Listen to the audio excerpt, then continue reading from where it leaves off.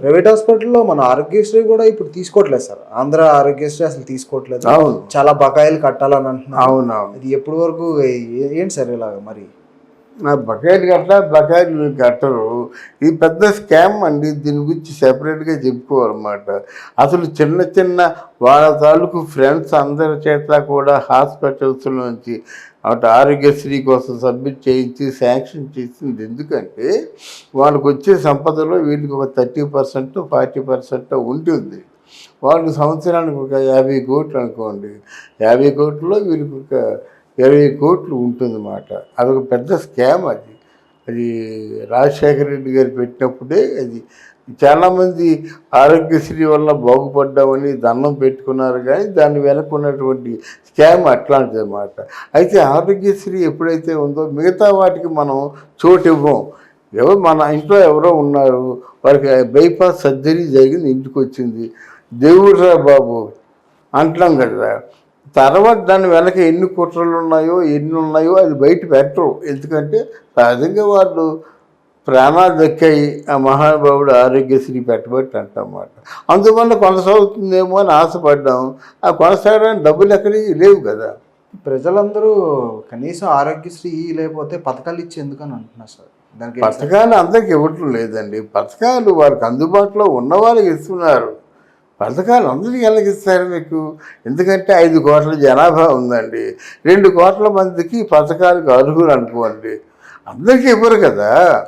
కనీసం 2 కోట్ల మంది అంటే తక్కువ అండి. 2 కోట్ల మంది కంటే ఎంత అండి? 2 కోట్ల మందికి కనీసం ₹1,00,000 చొప్పున పుట్టిన 2 కోట్ల లక్షలు చూసుకోండి. 2 కోట్ల లక్షలు అంటే ఎక్కడ తక్కువ. అందువలన అది జరగదు. అంటే మనం బ్లైండ్గా ఆలోచించండి. అందరికీ యాక్చువల్గా 5 కోట్ల మందిలో 2 కోట్ల మంది అర్హులైతే వారందరికీ 2 కోట్ల మందికి అంటే లక్ష చెప్పిన లక్షన్నర అంటున్నారు వాళ్ళు. ₹1,00,000 చొప్పున చేరువైనప్పుడు కూడా అది మనకు అందుబాటులో ఉండదు. ఏమో ఇప్పుడు ఎక్కడ కంపెనీలు కానీ ఏమీ రాలేదు సార్. కనీసం డెవలప్మెంట్ ఏమి అవ్వలేదు. కనీసం ఒక ట్యాక్స్ పరంగా కూడా గవర్నమెంట్కి ఏమీ ₹1 రావట్లేదు. ఈ పథకాలు ఇంకెలా సాగుతారంటారు సార్? సాగించరండి, మారుస్తారండి. ఇప్పుడు ఇంకా రేపు నోటిఫికేషన్ వస్తుంది నవంబర్లో. వచ్చిన తర్వాత పరిపాలన మీద దృష్టి అనేది కాదు, ప్రజల్ని తమ వైపు తిప్పుకోవడంలోనే ఆసక్తి చూపిస్తారు.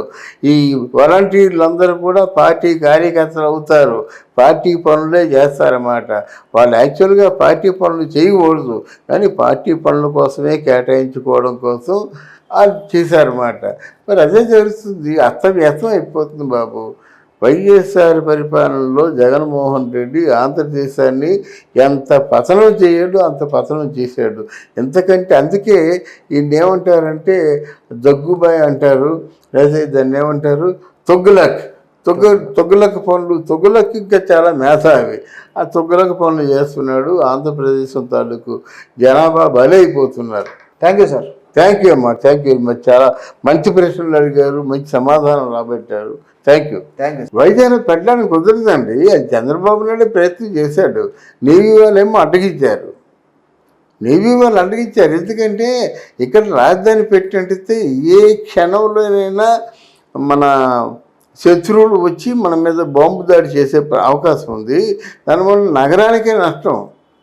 ఇప్పుడు మిగతా చోట్లలాగా కాదు. ఇప్పుడు హైదరాబాద్ ఏంటంటే హైదరాబాద్లో కొండల ఏరియా, గుట్టలు, రాళ్ళు, కొండలు. జనరల్గా మీకు ఇక్కడ బాంబుల దాడికి అవకాశం వీలుగా ఉండదు. అది అలా ఫ్లాట్గా ఉంటుంది.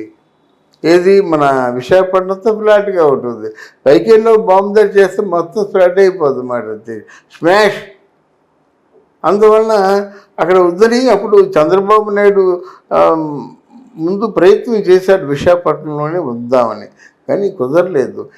ఈయనంటే కేవలం ఈయన ఆస్తులు డెవలప్ చేసుకోవడం కోసం విశాఖపట్నంలో ఉంచుతాడు, కానీ అది కుదరదు. ఒకవేళ చంద్రబాబు నాయుడు వచ్చినట్టు తప్పకుండా అమరావతిలోనే ఉండాలి. అది ఏంటి సార్ ఇప్పుడు వైజాగ్లో అన్ని 1000 ఎకరాలు ఉంటాయంటారా రాజధానికి అడ్డానికి? రాజధానికి అడ్డానికి డబ్బులు ఎక్కడే అండి? రెడీమేడ్ బిల్డింగ్స్లో ఉంటారు వీళ్ళు. అంతకుముందు చంద్రబాబు నాయుడు కట్టించినటువంటి మిలీనియం బ్లాక్ సాఫ్ట్వేర్ కోసం కట్టించాడు, అది ఆక్రమించుకుంటారు. సపోజ్ చెప్తున్నాను అన్నమాట. ఆ రెడీమేడ్ బిల్డింగ్స్ ఉన్నాయి కదా, లేకపోతే వీలే బిల్డింగ్స్ కట్టించి వీలే రెంటలు తీసుకొని వీలే పరిపాలన సాగిస్తారు. ఎందుకంటే విజయసాయి రెడ్డి తాలూకు మనస్తత్వం అట్లాంటిది, జగన్మోహన్ రెడ్డి తాలూకు మనస్తత్వం అట్లాంటిది. ఇది తమిళనాడులో కూడా ఉంది. ఇప్పుడు సాఫ్ట్వేర్ ఫీల్డ్కి అన్నిటికి కూడా స్టాలినే కొన్ని వందల ఎకరాల్లో స్టాలిన్ బ్యూటిఫుల్ రిచ్ బిల్డింగ్స్ కట్టించాడనమాట.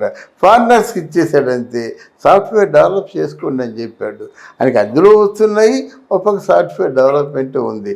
తక్కువ అద్దెలు ఇచ్చుకున్నాడు, సాలిడ్గా అద్దెలు వస్తాయి కదా.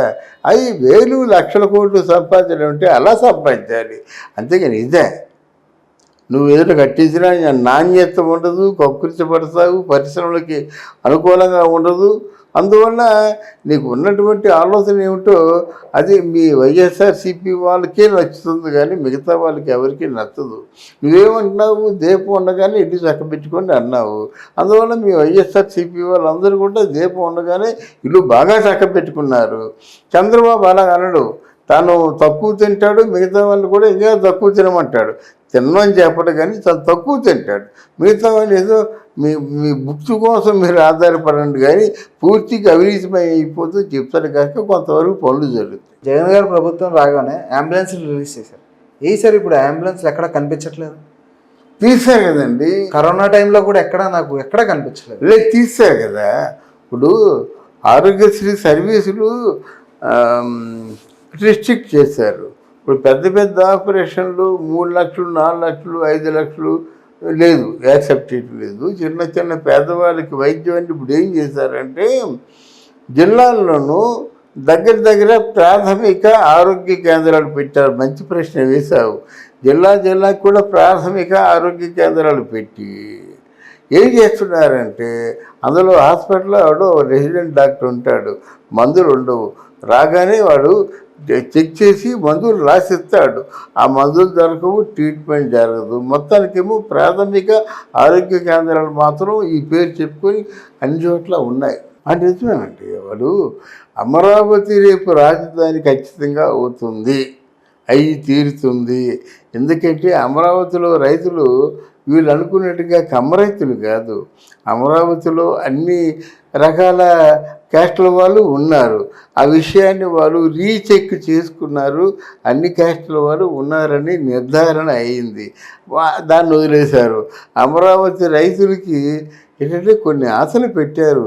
మీ భవిష్యత్తు బాగుంటుంది, మీ పిల్లల భవిష్యత్తు బాగుంటుంది, మీకేమో కమర్షియల్ ల్యాండ్ ఇస్తున్నాము, అమరావతి క్యాపిటల్ అయినప్పుడు ఈ కమర్షియల్ ల్యాండ్కి వాల్యూ పెరుగుతుంది అని చెప్పి చేశారు కదా. చేసిన తర్వాత నువ్వు వారవలేక ముందేమో అమరావతి రాజధాని నువ్వు ఒప్పుకున్నవాడివి. అసలు 30,000 ఎకరాలు ఏమిటి, 30,000 టేక్ 40,000 అని చెప్పినటువంటి పెద్ద మనిషి అమరావతి ఒక అమరావతి అయిపోయిందా నీకు?